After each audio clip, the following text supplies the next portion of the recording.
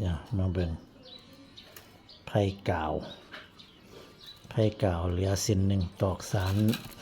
ไล่ลงมามันบ่สุดมันพอไผ่กาวเฮาก็เอาเลยแล้วก็มาเสียบเลยนี่มันออกมาหูนี้เฮาก็บ่าหูนี้เฮาก็มาเสียบหูนี้เสียบนี่ปั๊บเสียบแล้วเฮาก็สารไปพร้อมเลยขาม3รอด3เพื่อว่ามันสิบ่หลุดบัดนี้เฮาก็มาเสียบอีกเส้นนึงบัดเส้นนี้มันออกนี่บัดนี้เฮาก็มาบ่า2นี้บ่าแล้วก็เฮามาเสียบ2นี้นี่แล้วก็สานเลยขาม3รอด3ปึ๊บนี่มาบ่ปีนบ่ละไม่ตก โอ้ไม่ตกปีนเอาไหมปีนเอาทั้งท้องออกนอก ตาลายวันนี้ก็มาเปลี่ยนเส้นกลางก็เดินต่อคือเก่าหั่นล่ะไผ่เก่า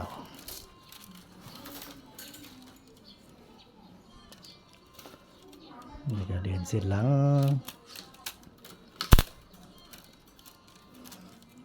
มาเป็นเส้นกลาง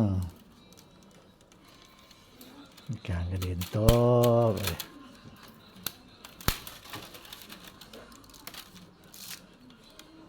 เดินเส้นหลัง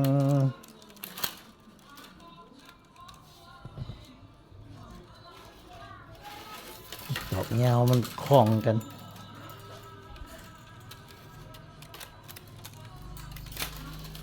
การเอาสารอยู่ที่แคบนี่แห้ง ยากบ่ขึ้นเอาสารตอกลายเส้นเนี่ยบ่ว่าสิเป็นไผ่กาวหรือปอกหาคือกันเบิดฉีดน้ำใส่มันบ่อยากอยู่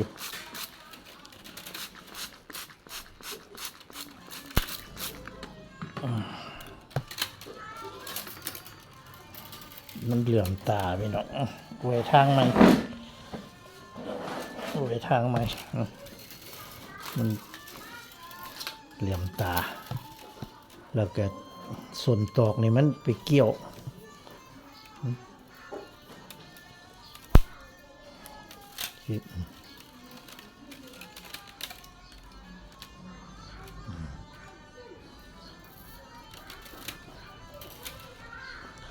รอด3รอด3มาเปลี่ยนเส้นกลางเดินต่อ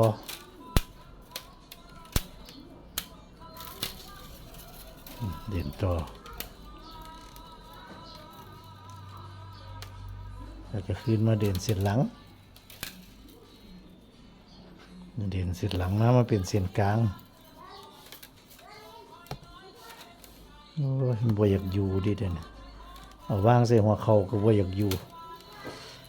มีแต่สิหลุดลงเพราะว่าเฮานั่งเก้าอี้ศาลมันบ่คือนั่งพื้น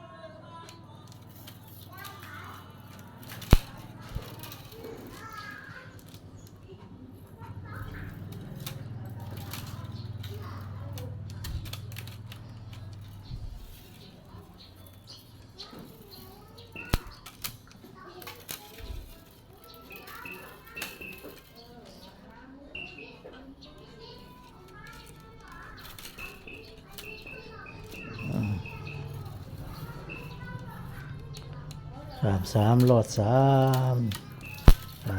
อด3ไปเรื่อยๆเด้อพี่น้อง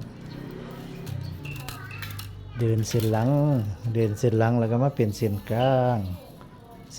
แล้วก็มาเดินต่ออีกไปสิล่ะเดินไปเรื่อยๆแล้วก็ขึ้นมาเดินเส้นหลังกลับไปกลับมาอยู่จังซี่ล่ะ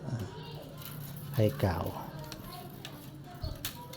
าม3รอด3ตลอดแต่ว่าคันปอก5หั่นขาม3รอด2แต่ว่าเดินแบบเดียวกันนี่ละขาม3รอด2ไปแต่ว่าเดิน2เทื่อคือกัน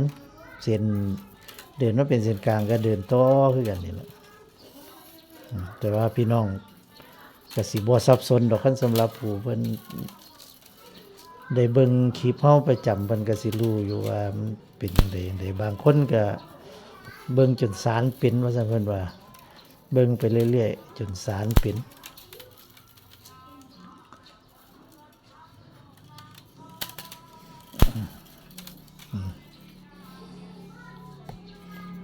ลายไทยก้าวของไล่ลง ของไล่ลง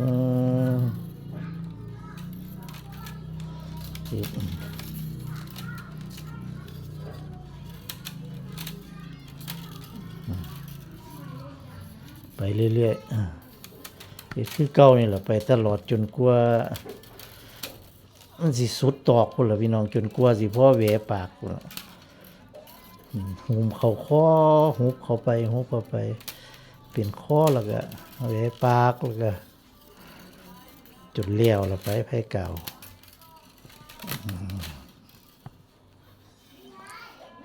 ไผเก่าแรกๆสิเบิ่งก็ยังบ่ค่อยทันรู้เรื่องดอกไผเก่านี่บ่คือนั่นปานใดคันเฮาสานขึ้นไปได้จักประมาณนึงแล้วเฮาเบิ่งมันก็สิเป็นลายของมันอยู่ไผเก่านี่ก็ได้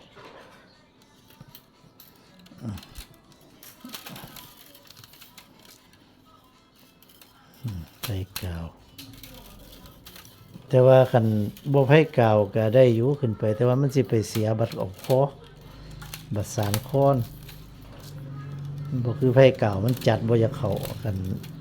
เฮาบ่สานไผเก่าตอนเฮาแหวปากเอาคอมันนี่ล่ะตอนเฮาเอาคอสิแหวปากมันสิตอนเฮาไปเอาคอนี่มันสานแล้วมันสิจัดบ่เข้าคันจัดอันสานลายอื่น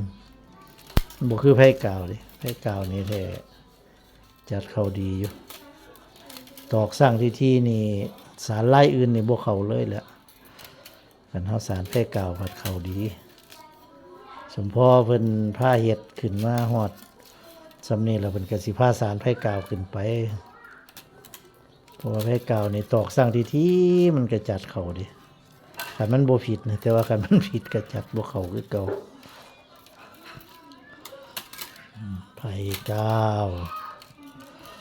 ของไล่ลงเด้อพี่น้องเด้อหน่อยของไล่ลงสารให้ FC ที่เพิ่นสั่งมาเพิ่นอยากได้ไล่ลงก็เลยจัดให้เพิ่น2หน่วยใส่เวลาหน่วยหนึ่งก็อยู่ประมาณ 3-4 มื้อพุ่นเด้อพี่น้อง บ่แม่นมื้อหนึ่งมื้อเดียวเด้ถึงจักตอกเหลาตอกจักนี่ก็มื้อหนึงละเหลาอีกมื้อหนึงแต่ละหน่วยแล้วก็มาสานอีก2มื้อพุ่นแล้วจังค่อยเป็นของ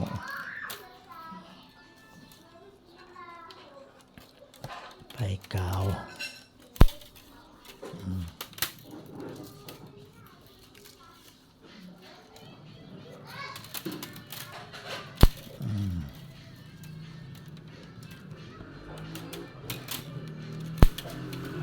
เสียงรบกวนหลายเด้อพี่น้องเด้อบ่จักเสียงหยังเป็นเสียงหยังบุมันเสียงรบกวนหลาย